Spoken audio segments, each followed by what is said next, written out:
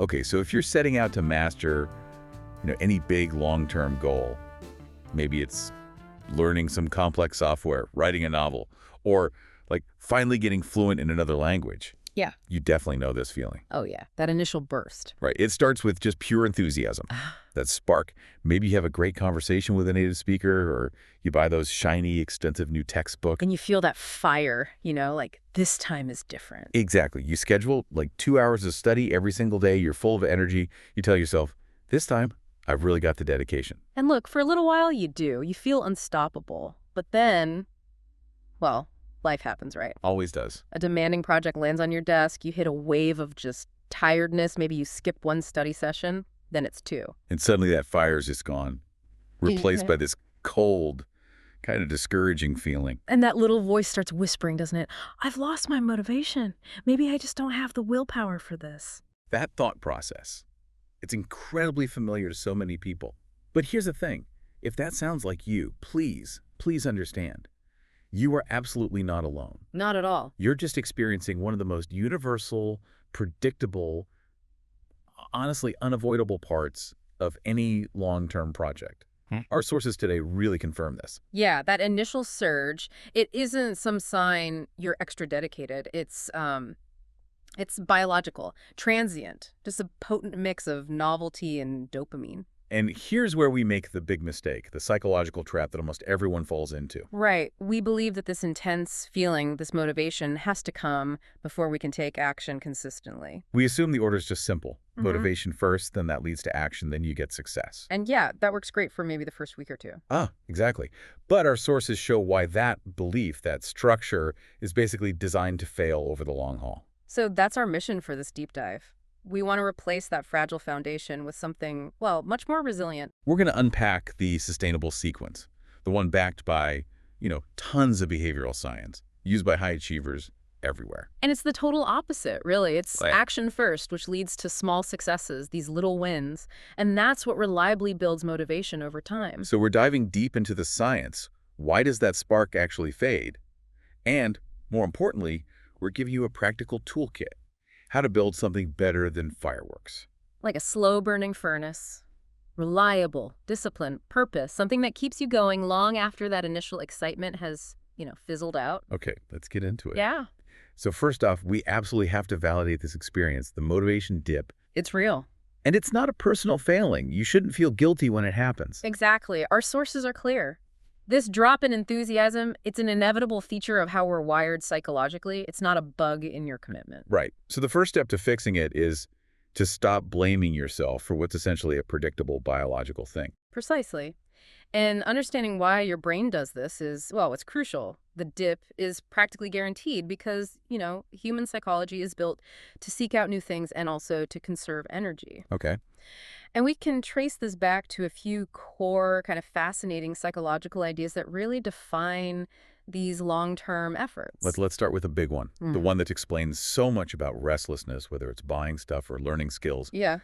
The hedonic treadmill. Ah, yes. The hedonic treadmill. It's this powerful tendency we have as humans to pretty quickly return to a stable baseline of happiness or, well, just emotional state, despite big positive things happening or negative things. So when you start something new, like learning English, that's a huge novelty event for the brain. Massive. Your brain floods the system with dopamine. That's the neurotransmitter tied to pleasure, reward, and crucially, seeking behavior. It's that rush, the thrill of the hunt almost. It feels amazing, and it tricks you into thinking you can keep up that level of intensity forever. Exactly that. That initial flurry of activity, it's chemically fueled by the search for the new. But as the source material points out, once that new action studying, practicing becomes routine. The novelty wears off. Right. Your brain adapts. That big dopamine hit shrinks because what was exciting is now just normal, the new normal. So you're still putting in the effort maybe, but the chemical reward is less intense. Suddenly the work feels kind of dull. It's almost bizarre that our brain gets bored with routine success. In a way. I mean, just getting into a groove actually works against future motivation because the brain starts looking for the next big hit somewhere else. That's pretty much it. The brain's wired to seek the next dopamine spike. If the daily grind isn't providing it anymore, you feel like you're just running in place, putting in energy, but the rewards feel static. tedious. Wow. The key thing to realize is that initial high. It's not the real fuel. It's just the ignition fluid to get you started. Okay, so that natural decline happens. And then it gets worse. Because we often start with these huge, often unrealistic expectations, which leads us straight into, what's it called? The valley of disappointment. Yes, and this is so critical, especially for language learners, but really for any complex skill. People start out thinking it's going to be linear. Like, if I study X hours this month, I'll be X% fluent. They picture themselves chatting away easily in just a few months. But the reality is completely different. Totally. Language learning, like most complex skills, follows more of a, well, it's a logarithmic growth curve, not a nice, smooth, steady climb. Logarithmic, meaning those early gains feel huge, right? The beginner gains. They're disproportionately rewarding, yeah.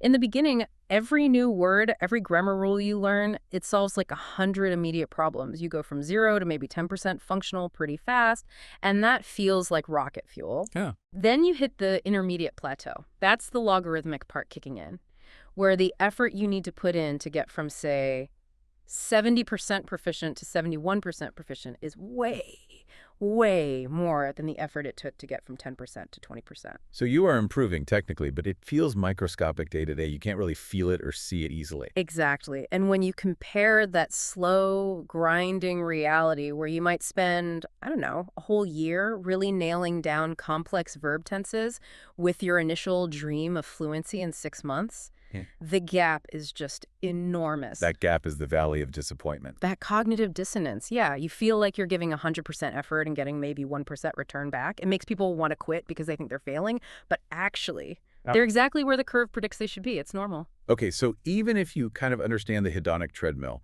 and you brace yourself for the valley of disappointment, there's still this other hurdle, the tyranny of choice and willpower depletion. Yes. This is a really solid finding in psychology. Willpower, sometimes they call it ego depletion. It's a finite resource. Every single decision you make all day long. Like what to wear, what road to take to work. Yeah, complex work decisions, tiny logistical things, what to have for lunch. It all draws energy from the same limited pool. So after a long day, making decisions constantly at work or whatever, that willpower tank is already running low. Pretty much empty sometimes. And then comes the final battle. Deciding whether to sit down and do your study session when you're just exhausted. When motivation's high, it's easy. No conflict. Barely registers. But when motivation is low, trying to rely purely on willpower to push through that inertia is just, it's a monumental effort. This is where that analogy comes in handy. Relying just on discipline is like trying to heat a house with a box of matches. Intense, maybe, but burns out fast. Totally unsustainable. Exactly. But what about those people, the super high achievers, the ones who seem to have endless discipline? Are they just built differently or denying the science? Or is there something else? That's the crucial point. They aren't denying the science. They're actually proving the solution. They're not relying on some superhuman willpower reserve. So what are they doing?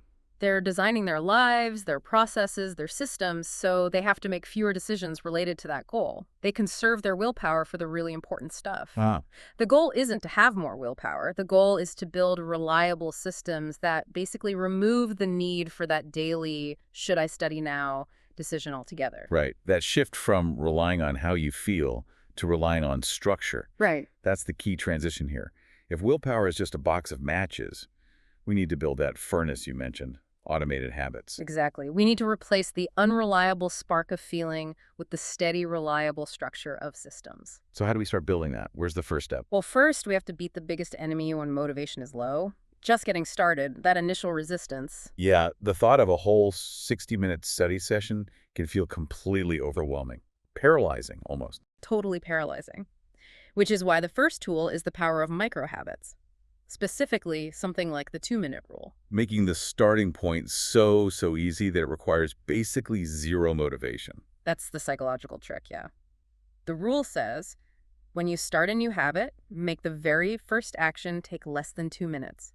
It just breaks down that overwhelming feeling. So for someone learning a language, instead of study grammar for an hour. Forget that for now. Choose the smallest possible action that gets things moving. Like, I will open my grammar book and just read the first paragraph of the chapter. That's it. Or maybe listen to the first 30 seconds of an English podcast. Perfect. Or if your goal is writing practice, don't demand a 500-word essay. Just commit to I will write one single sentence in my journal in English. And the beauty of this, the sort of psychological physics, is momentum, right? Once you do that tiny 2-minute thing, open the book, write the sentence, you've broken the inertia. You've overcome that initial hurdle. You've physically and mentally shifted into the workflow. And once you're moving. Momentum tends to keep you moving.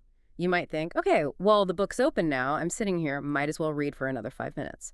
But even if you don't, the real win isn't the 2 minutes of work. It's the consistency, showing up. It's the habit of showing up. Consistency on that tiny scale is infinitely more powerful than those big, intense bursts that just lead to burnout. I really like how that reframes success entirely, which ties right into the next piece of the system, shifting focus from those distant outcome goals Like become fluent. to resilient process goals.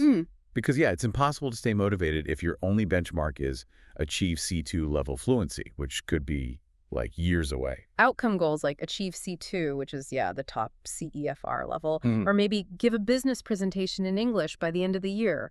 They're distant, they're often external, sometimes they depend on factors you don't fully control. And when progress inevitably feels slow. They lead to massive discouragement because your daily effort doesn't feel like it's moving that faraway target at all. But process goals, they're totally different. Success is defined by just doing the thing today. That's the resilience. That's the key. A successful day isn't one where you magically got fluent. It's a day where you completed your planned practice. So let's compare. Outcome goal. Yeah. Achieve C2. Right. Dangerous. Resilient process goal. Listen to 15 minutes of an English deep dive like this one during my commute every weekday. Or have one 25-minute chat with my online tutor every Tuesday at 9 a.m. It gives you immediate tangible success. You either did the 15 minutes or you didn't. No ambiguity. Exactly. No subjective measurement needed. And this does something really powerful. Psychologically, it creates an identity shift. Ah, how so? You stop being someone who wants to speak English, which is kind of passive, dependent on feeling motivated. You actively become someone who listens to English podcasts daily, or someone who journals in English every night before bed. You are successful by definition, just by doing the process. Right. And that identity is so much stronger, so much more resilient to those motivation dips than an identity tied to some future test score you might not even reach. Okay, so to make sure that process actually happens consistently, we need to kill those vague intentions. I think our sources called the phrase, "I'll find the time to study." The kiss of death. Yeah. Guarantees inconsistency. Because you never just find time lying around, do you? Never. You have to actively make it and then defend it. This is why time blocking is absolutely non-negotiable for serious progress. You mean literally schedule it in your calendar, like a meeting? Exactly like a work meeting or a doctor's appointment or picking up your kids. Treat it with the same level of importance. So if the calendar says 7:30 to 8:00 a.m. is journal in English, then that's what happens. Unless the house is on fire. Pretty much. It's an inviolable commitment you make to yourself, and that rigid scheduling, that's the anti-willpower mechanism we were talking about. Right, it takes the decision away. It eliminates that daily draining decision of if I should study and when I should study. You preserve that finite willpower because the choice was already made probably when your willpower was higher, like on Sunday, planning the week. So by Monday morning, you're not deciding. You're just executing the plan. The system runs on autopilot. That's the goal. Okay, so we've got the psychology, why motivation dips. We've got building tiny habits, focusing on process, scheduling. But if we agree willpower is scarce, we really need to make our surroundings work for us, not against us. Absolutely. We have to leverage our physical and digital space. Stop trying to constantly fight internal resistance and just remove it. Make the right choice, the easy choice. This is that idea of choice architecture, right? Designing things to nudge us.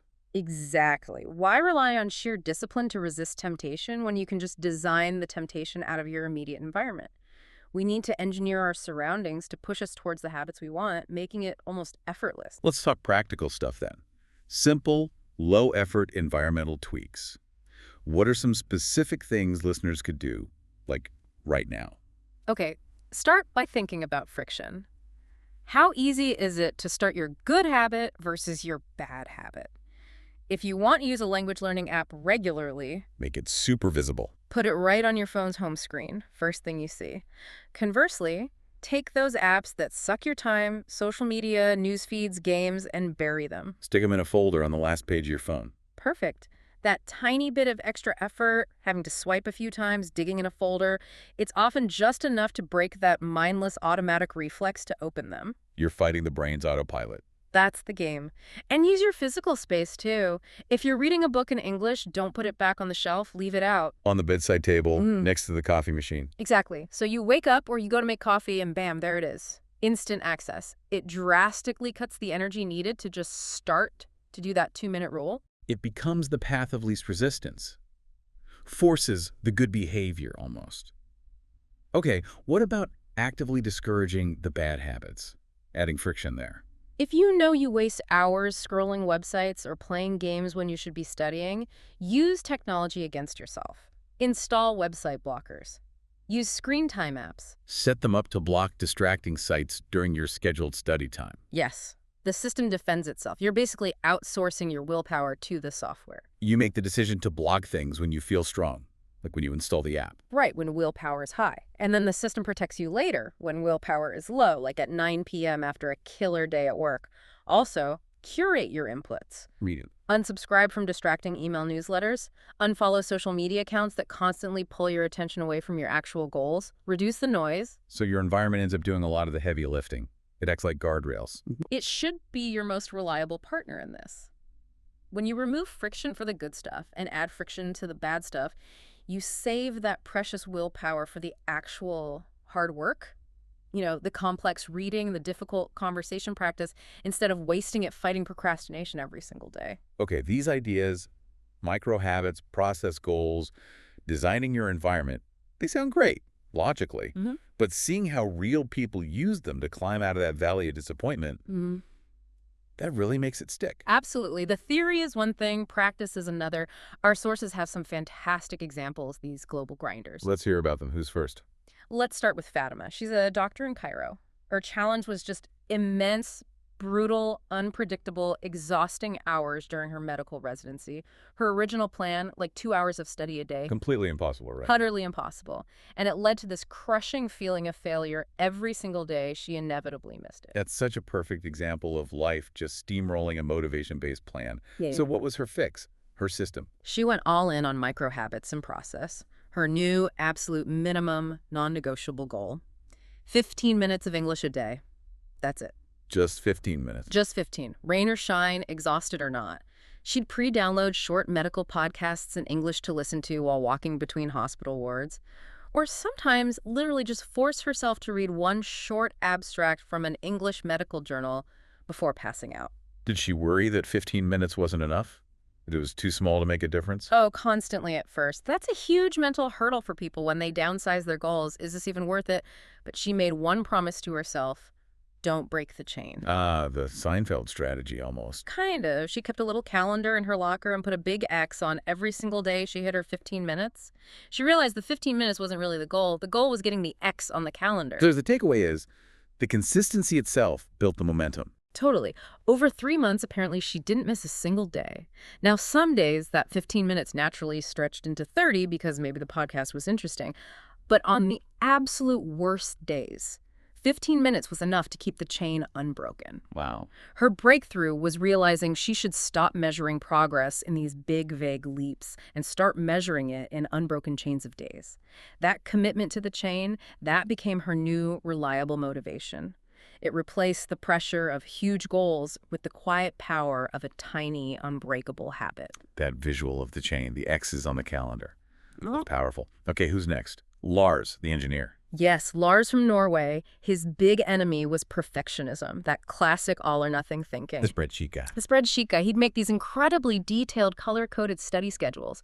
But the second something went wrong, he missed one Friday session because work ran late. Boom. The whole week was declared a failure, and he just abandoned the entire plan. Or relying totally on perfect execution. Which never happens. Never. So his fix was to stop relying on his own flawed discipline and become a master of his environment instead. Environmental design. Okay, so how did he redesign his world to make English the default, the easy path? He was pretty ruthless about it. First, removing friction from the good, adding it to the bad.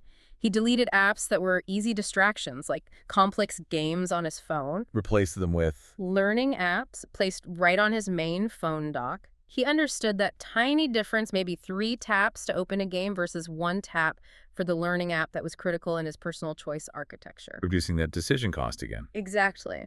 Then he took it into his physical space. He put a whiteboard in his kitchen and started writing one new English word or phrase related to engineering on it every single morning. He'd see it while making coffee. Simple, but effective. But he went further into passive immersion, which I find really interesting. Oh, He changed the language settings on all the software he used for work, even though it slowed him down a tiny bit initially. And get this, he changed the language on his car's GPS system to English. no way. Yeah, so he wasn't sitting down for a formal GPS study session, but every time he drove somewhere, he was forced to hear and process things like turn left in 200 meters, continue straight on the motorway in English. He just immersed himself without scheduling immersion. The environment did the pushing. That's the core takeaway for Lars. He said something like, I stopped studying English and just started living with it. The system created continuous, low-effort exposure, saving his actual mental energy for his demanding engineering tasks. Brilliant. Okay, different challenge now. Mei Lin, the marketing manager in Singapore, her issue was stress, outcome obsession. Totally. She was fixated on test scores, specifically the IELTS exam. She took practice tests constantly, like every week. And when her scores inevitably hit a plateau, Her motivation and self-worth just tanked. completely, it created this sense of dread around studying. She was basically motivated by fear of failure, which is just the fastest route to burnout. So her system needed a massive shift away from the score towards enjoyment, process. She did something pretty radical. She literally threw away her IELTS countdown calendar, stopped the weekly practice tests cold turkey. Her new goal was simply engage with English in an enjoyable way for 30 minutes a day. That was it. Focus entirely on things she actually liked. Like what? What did she find enjoyable? She started watching documentaries she was genuinely interested in, things she'd avoided before because they didn't feel like proper study. She joined an online book club that read fantasy novels she loved. She shifted from boring grammar drills to just reading for pleasure. Taking that external pressure off, the test score must have felt amazing. Like a huge weight lifted. She wasn't studying anymore because she was afraid of failing some test.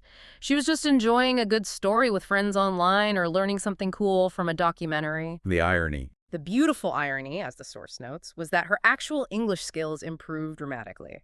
Her speaking became more fluid, her listening comprehension got way better, her vocabulary expanded naturally, all because she was relaxed, engaged, and taking in tons of high-quality English out of genuine interest, not obligation. So when she eventually did take the IELTS, She was much calmer and actually performed better than she ever had on those stressful practice tests, all because she fell in love with the process, not the outcome. that's fantastic. Okay, one more. Diego, the university student, the procrastinator. Yes, Diego from Santiago. Classic master procrastinator. His motivation was completely tied to his mood, which, as we know, is notoriously unreliable. If he waited to feel like studying, He'd basically never start. He knew this was his weakness, so he didn't try to fix his internal motivation. He looked for external structure, social pressure. accountability. Exactly. He set up an accountability pact with an online friend, Pedro, someone he'd met on a language exchange site. The agreement was super simple, very low threat. What was it? They just had to send each other a short, like 60-second voice message in English about their day every single day before midnight. That's it. No grading, no corrections, just connect. Just connect. Show up for the other person. The low barrier was key. 60 seconds feels like nothing. But the social commitment, that was the engine. The don't want to let the other person down factor. Precisely. Diego said that on days he felt super lazy or discouraged, the thought, oh man, Pedro's waiting for my message. I can't just ghost him. That was enough. That social friction provided the structure his internal motivation completely lacked. That tiny required action pushed him over the inertia hump. It did. Even on bad days, he'd send a quick message like, hey, super tired, rough day, but just checking in. That minimal act stopped a one-day skip from turning into a week-long or month-long slump, which is so common for procrastinators. The fear of letting Pedro down was way more reliable than his own fluctuating desire for fluency. Okay, those stories are really powerful. They prove that systems, habits, environment, accountability, that's the bedrock for the long haul. But let's be real. Even the best furnace needs a little stoking sometimes, right? Absolutely. Even with great systems, dips happen, plateaus feel endless, so sometimes you do need a deliberate, strategic boost of motivation. but without abandoning the system that's working. How do we consciously reignite that spark when we really need it? We need tools that plug us back into the why, the emotional core. So, first thing, consciously, actively reconnect with your fundamental reasons for doing this. Go back to the beginning. Exactly. When you feel totally bogged down in the daily grind, the grammar rules, the vocabulary lists, you have to step back and remember why you started. And not just vague reasons like, oh, for travel, Yeah. but the really deep personal stuff. Yes. What was it really? Was it getting that specific job promotion that needs fluent English? Was it finally being able to understand your grandparents telling stories in their native language? Was it accessing vital research papers only available in English? Write those down. Write them down. Make a list. Keep it somewhere you see it often. That strong, emotional, deeply personal why, that's the anchor. It carries you through the tough how struggles. Okay, good. What else? We need something to fight that feeling of stagnation, right? That feeling you get in the valley of disappointment where it feels like you're not moving. Because we forget our progress so quickly, we have this cognitive bias. We focus on how far we still have to go, not how far we've come. So we need proof. We need proof. That's where keeping a victory log comes in. Super simple, low effort, but high impact. Just a running list, maybe updated weekly, of small, concrete wins. Not like I'm 5% more fluent, but specific things. Exactly. Things like, hey, I understood about 90% of that conversation in the movie without needing subtitles. Or, I actually used that complex idiom we learned last week in a real conversation at work, and it felt natural. Or even just, someone called unexpectedly, spoke English, and I didn't panic. Little breakthroughs. Tiny breakthroughs. And then when you feel stuck, you physically read through that log. It's concrete evidence against that subjective feeling of, I'm getting nowhere. It reframes the struggle. It shows you the success story is still unfolding. Makes sense. But sometimes, even if you know you're progressing, the routine itself just gets stale, Yeah. boring. Routine can definitely breed boredom, even in a good system. When that happens, you need to intentionally shock the routine a little. Change things up. Change the scenery or change the medium. It gives your brain a little jolt of novelty, that dopamine hit again. If you always study at your desk at home, go to a coffee shop for a session, go to the library, sit outside if you can. And changing the medium. If you always use the same app, try something totally different. If you usually read news articles, switch it up. Try reading some English poetry or grab a comic book or spend a session just analyzing the lyrics of your favorite band. You're using the brain's craving for novelty strategically. A quick boost to get back on track with the main system. Exactly. It's a temporary jolt, not abandoning the core habits. And finally, probably one of the most powerful, sustainable motivators, plan a passion project. Okay, what does that mean? It means stop thinking of the language purely as a subject you have to study and start using it as a tool to do something you already love. Making English the means, not just the end. Precisely. Tie the language directly to something you're already genuinely excited about. Maybe start a blog in English about your hobby. Could be anything, model trains, baking, bird watching. Or volunteer to translate or subtitle videos online for a charity whose cause you really believe in. Create a playlist of English songs and really dig into the lyrics and meaning. Perfect example. When English becomes the necessary vehicle for you to engage with something you're already passionate about, the study stops feeling like work, it feels like. Well, like productive play. That's strategic motivation at its best, leveraging existing enjoyment to fuel the language learning itself. Okay, so let's bring this all together. That initial burst of motivation, it's great, it gets you started, it's a gift, but it is absolutely not the fuel that gets you through the long journey. Now, the journey to really mastering a skill, especially something like a language, it's a marathon, not a sprint. And it's paved, not with those exciting, flashy, motivational fireworks. But with the quiet, steady, maybe sometimes boring stones of daily discipline, daily habits, solid systems. The goal, we really need to stress this, isn't to feel perpetually excited about learning. That's just impossible. Nobody feels excited all the time. And it's exhausting to even try. The real goal is to build a system that's so robust, so reliable that your progress just keeps happening automatically, even on the days you feel bored. Or tired. Or completely discouraged. Or even just resentful that you have to do it today. Exactly. The system carries you when your feelings won't. So you have to learn to almost embrace the fade. See that dip in motivation, not as you failing. But as a signal, a totally predictable signal. What's it signaling? It's signaling that the easy part, the novelty-fueled, dopamine-rich beginning, is over. And the real work, the skill-forging work, the stuff that actually builds deep, long-term competence, the work has now begun. It's the moment you shift, right? From being a passenger just blown around by how you happen to feel that day. When you becoming the driver, you're in control, guided by the map that's your habits, your schedule, and by the compass that's your deep personal why. So when that motivation inevitably vanishes, and it will, don't wait for it to magically reappear. Don't despair. Don't beat yourself up. Definitely don't declare the whole thing a failure. Just do the action, however tiny it feels. Just open the book for those 2 minutes. Just listen to 5 minutes of the podcast. Just send that 60-second voice note to your accountability buddy. Let the momentum from that tiny action be the thing that creates the motivation for the next small action. The ultimate challenge isn't really to feel motivated all the time. The ultimate requirement is just to do the thing. That's how you get through the plateau. That's how you finish the marathon.